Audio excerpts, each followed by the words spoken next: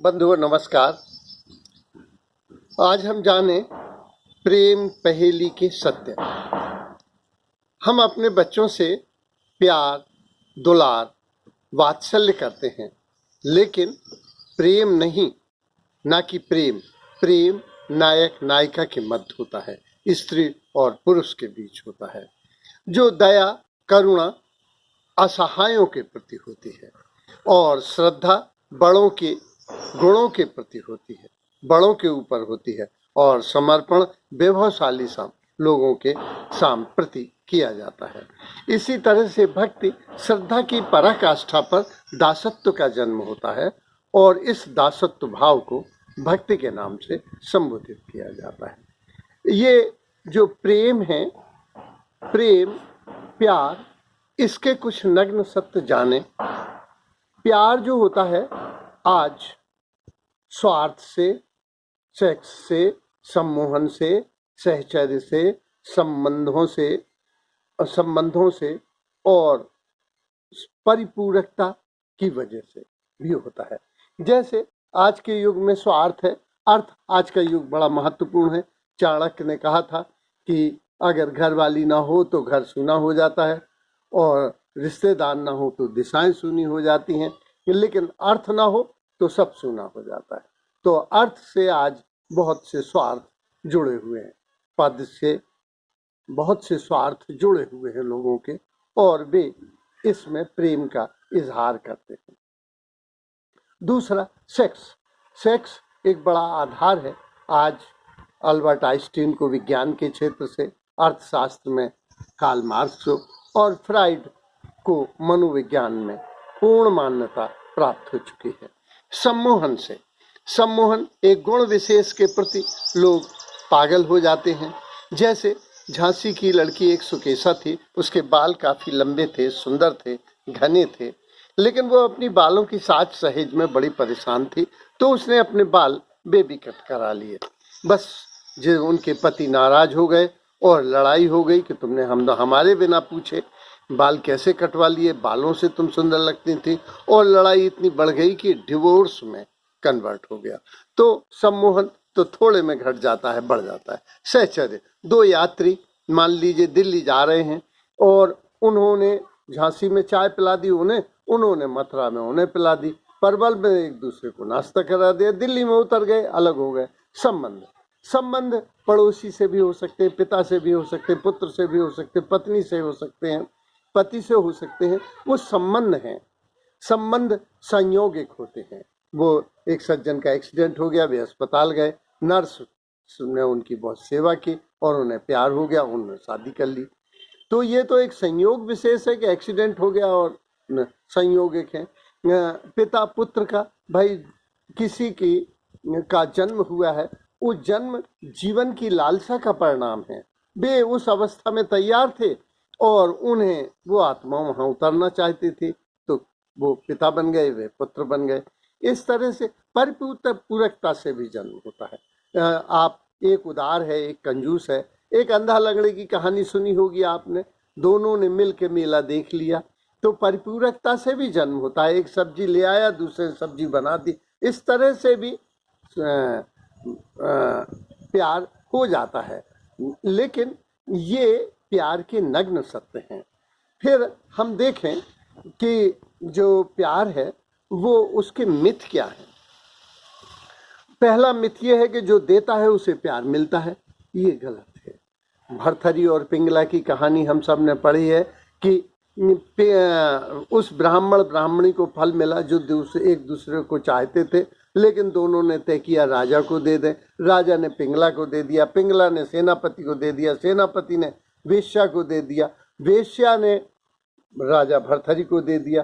तो फल जो जिसको जितना चाहता है वो भी उसको उतना ही चाहता है, ये कोई नियम नहीं है। वरन हमने तो देखा कि जो जिसको चाह रहा है वो उसको पागल समझ रहा है।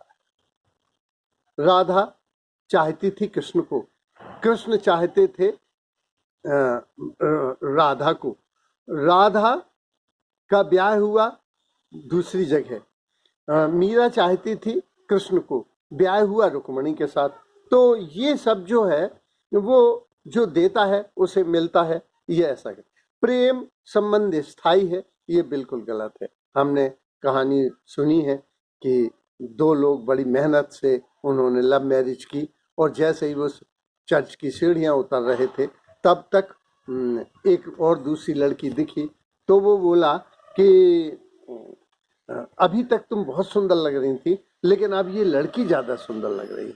तो इस तरह से जो स्थायी है, स्थायित्व नहीं है इसमें।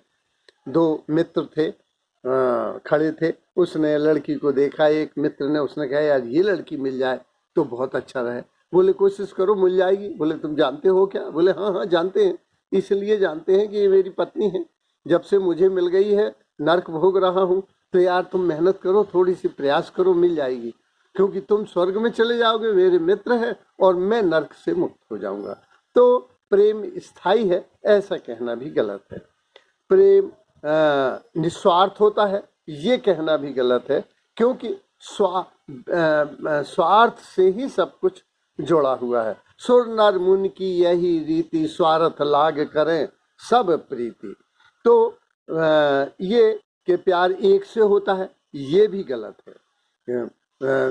प्यार जैसे एक फूल में सौंदर्य देखा, वो 10 फूलों में जो सौंदर्य पाया जाएगा उनको भी देखेगा, इसलिए ये कहना भी गलत है।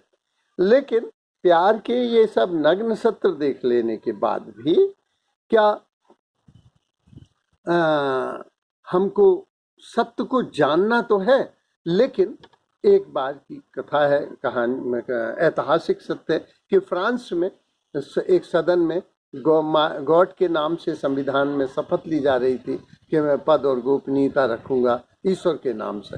तो एक बड़ा तर्कशास्त्री था और वो बोला कि नहीं, ये ईश्वर कौन देखा है, किसने देखा ईश्वर, काय का ईश्वर, कैसा ईश्वर, ईश्वर है ही नहीं, ये सब कपोल कल्पना है। और उसने इतनी जोर से कहा और ऐसे अजब गजब के तर्क दिए कि सांसद सभी सहमत हो गए। लेकिन एक बोला कि नहीं, रहने दो गॉड का नाम, क्योंकि गरीबों का नहीं तो दिल टूट जाएगा। उन्हें ये आशा है कि कोई देख रहा है, उसे न्याय मिलेगा। वो देख रहा है मुझे इस जन्म में सुख नहीं मिला तो अगले जन्म में सुख मिल जाएगा, गरीबों का दिल टूट जाएगा। इसलिए ढाढ़स के लिए, ये समाज में व्यवस्था के लिए ईश्वर का नाम रहने दो। उसी तरह से प्रेम को भी रहने दिया जाए। अब प्रेम वस्तुतः है क्या? प्रेम स्त्री और पुरुष के बीच ये है क्या? एक पेंटर की कथा है। एक बड़ी रईस आदमी की लड़की थी जो अपना चित्र बनवाती थी और अलग अलग मुद्राओं में बैठती। तो चित्रकार को, उस पेंटर को, उस रईस जादी से प्यार हो गया। तो वो हंसी कि तुम 2 रोटी तो कमा पाते हो और मुझ जैसी रईस जादी से, राजकुमारी से तुम ब्याह करना चाहते हो। तो वो बोला कि क्या 2 रोटी कमा लेता हूँ? वो बोली हाँ 2 रोटी तो कमा ले। तो बोले दोनों तुम्हें खिला देंगे। बोले अब शादी हो सकती है। तो प्यार समझा जा सकता है, समझाया नहीं जा सकता।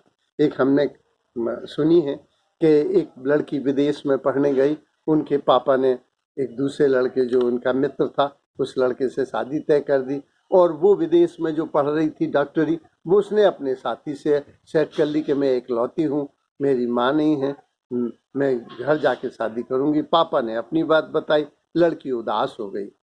तो उसने पूछा कि बेटा तुम बताओ उदास क्यों हो गई? बोले इसलिए उदास हो गई कि मैं भी तय कर आई हूँ। बोले तो ठीक है, लेकिन पापा उदास हो गए। जब पापा उदास हो गए तो लड़की बोली कि पापा, जो आपने लड़का देखा है उसी के साथ मेरी शादी होगी। अरे ऐसी भी क्या बात पापा, कि एक जिंदगी आपके लिए, ये प्यार है। तो मैंने, मेरे एक मित्र हैं, अब तो उनकी उम्र 75 साल है, और वे बचपन में जब 18 साल के थे तो जो एक पड़ोस में राधा नाम की लड़की रहती थी, उससे उन्होंने उनकी आंखें खोली, उनकी आत्मा को पहली बार जगाया, उनकी ओजस्वी उंगलियों ने उसे छुआ और उनकी आत्मा में एक सिहरन हुई और वो उन्हें अनुराग के बगीचे में ले गई, जहाँ उनके दिन सपनों की तरह जल्दी जल्दी गुजर जाते और रातें विवाह समारोहों की तरह गुजरी। वे उनके उसके स्नेह ने इनके प्यार को के रहस्य को प्रकट किया।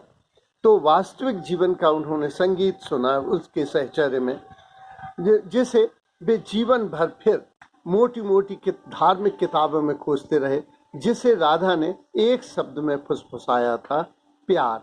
और वो उसकी परिभाषा जान गए, जिसकी स्मृति में आज भी उनकी आंखें 75 साल के बूढ़े लोगों की आंखें चमक उठती हैं। और वे उसका वर्णन करते हैं कि उसकी आंखें बड़ी होने की वजह से सुंदर नहीं थी, उसकी आंखों में एक आत्मीयता की चमक थी। उसके लंबे सघन बाल लंबे होने की वजह से, सघन होने की वजह से सुंदर नहीं थी, वो एक आध्यात्मिक आभा से अलंकृत थी। उसके ओंठ जो लाल होने की वजह से सुंदर नहीं थे, उनमें से जो शब्द झरते थे प्यार भरे, उनकी वजह से वो सुंदर थी। उसके मौन में भी एक आकर्षण था, उसके मौन में भी। और जब वो बोलती तो वो बड़े बड़े तर्कों को, उसमें बौद्धिकता और शारीरिक सौंदर्य का समन्वय हुआ था। इस तरह वे वर्णन करते तो प्यार को समझा जा सकता है, समझाया नहीं जा सकता। एक कविता है, किसी की जुस्तजू में इस तरह भटका किए हम कि उनसे मिलने को बरसों तरसा किए हम। दूसरी है कि सहसा विदा मांगने जब तुम आई, झुकाई मेरे पास दूर से अमल ताश की परछाई। तुम पर छाए थे बड़े चांद, मेरी संध्या फूफीत की उदास। हर बात कही अनकही रही, एक तरफा थी खामोश प्यास। तुमने न भरम तोड़ा अपना, हमने न खोली बन मिठास। तो प्यार को समझा जा सकता है, समझाया नहीं जा सकता। धन्यवाद।